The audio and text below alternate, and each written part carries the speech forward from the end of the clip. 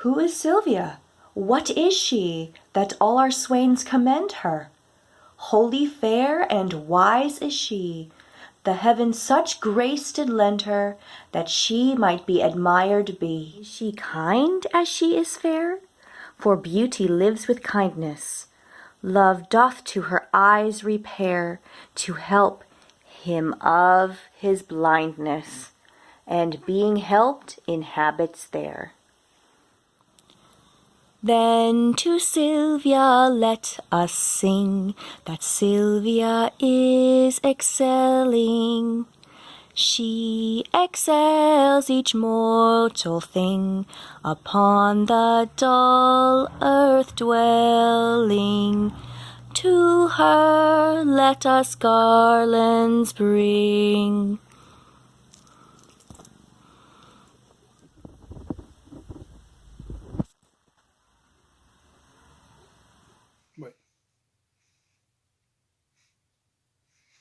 Hi, I'm Eric. And I'm Bethany. And we're going to do a short scene from As You Like It. This is the scene where Orlando and Rosalind are in the Forest of Arden, but Rosalind is disguised with the help of this camouflage Dale Earnhardt baseball cap and flannel shirt as a shepherd boy. So we're going to do this for you.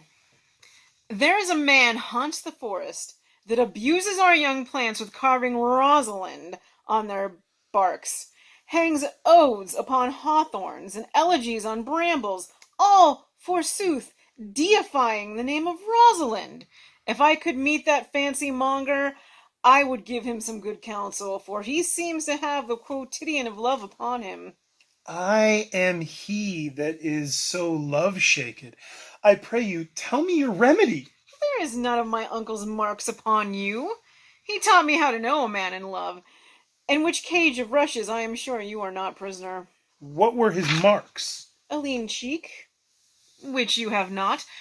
A blue eye and sunken, which you have not. An unquestionable spirit, which you have not. A beard neglected, which you have not.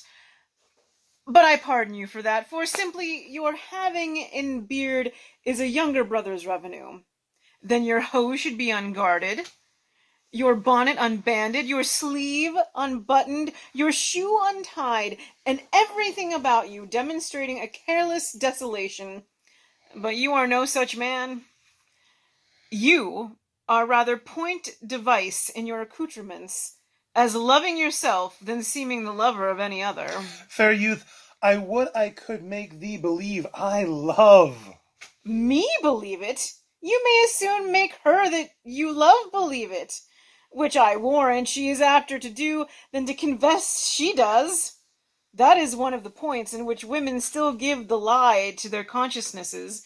But in good sooth, are you he that hangs the verses on the trees, wherein Rosalind is so admired? I swear to thee, youth, by the white hand of Rosalind, I am that he, that unfortunate he. But are you so much in love as your rhymes speak? Neither rhyme nor reason can express how much. Love is merely a madness, and I tell you, deserves a dark house and a whip, as madmen do. And the reason why they are not so punished and cured is that the lunacy is so ordinary that the whippers are in love too. Yet I profess curing it by counsel. Did you ever cure any so? Yes, one. And in this manner.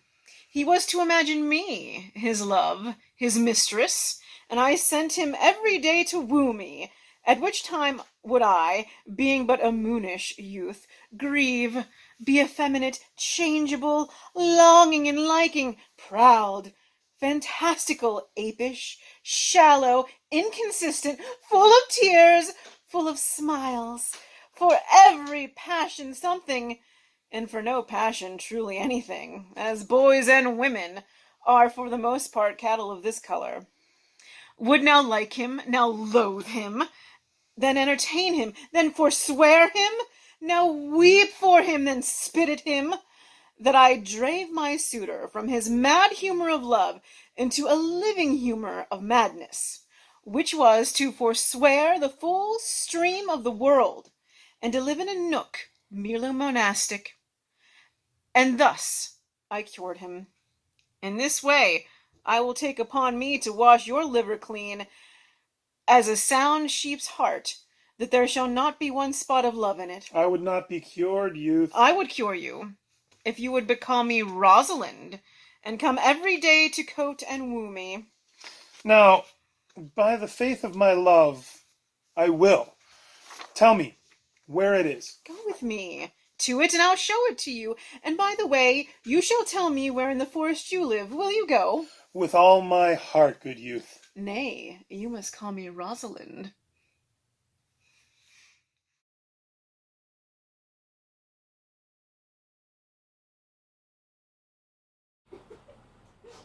Thrice the brinded cat hath meowed.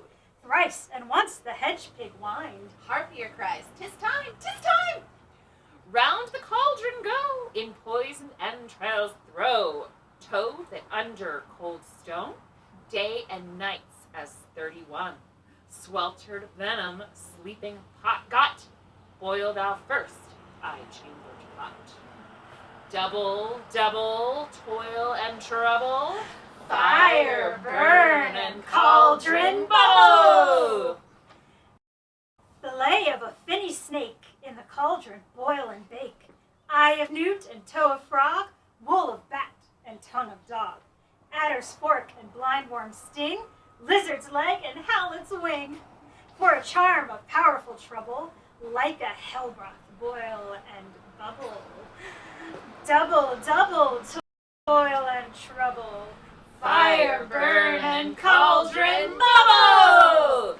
Scale of dragon, tooth of wolf, witch's mummy, maw and gulf, of the ravened salt sea shark, root of hemlock, digged in the dark, silvered in the moon's eclipse, nose of Turk and Tartar's lips, finger of a burst strangled babe, ditch delivered by a drab, make the gruel thick and slab. Add thereto a tiger's chaldron for the ingredients of our cauldron. Double, double, toil and trouble, fire, burn, and cauldron bubble! Cool it with a baboon's blood, then charm is firm and good. By the pricking of my thumbs, something wicked this way comes. Hi. So I want to do my favorite part of Richard II for you. This is a play. The histories in general are something I've gotten into over the last couple of years, and I love Richard II. It's a fantastic play, and this is my favorite part from that play. This is when Richard returns from the Irish Wars, and he realizes there aren't some tens of thousands of Welshmen waiting there to help him, and that everything has really completely fallen apart while he was off in Ireland doing his thing. And he realizes that everything has gone very badly. So I'm going to read this for you.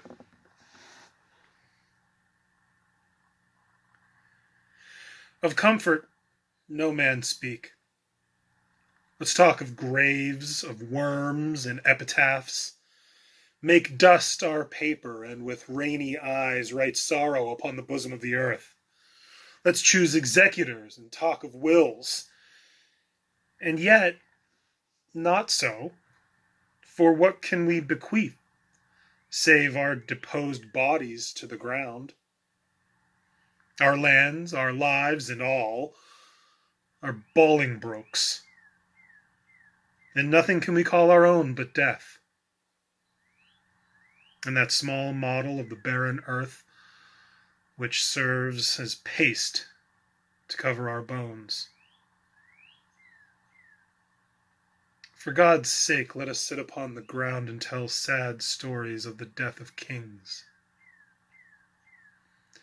How some have been deposed, some slain in war, some haunted by the ghosts they have deposed, some poisoned by their wives, some sleeping killed, all murdered.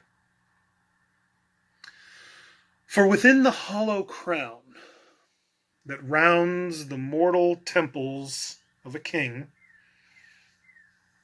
keeps death his court, and there his antic sits, scoffing his state and grinning at his pomp, allowing him a breath and a little scene, to monarch eyes, to fear, and to kill with looks, infusing him with self and vain conceit. As if this flesh, which walls about our life, were brass impregnable, and humored thus, comes at the last with a little pin, bores through the castle wall, and farewell, king.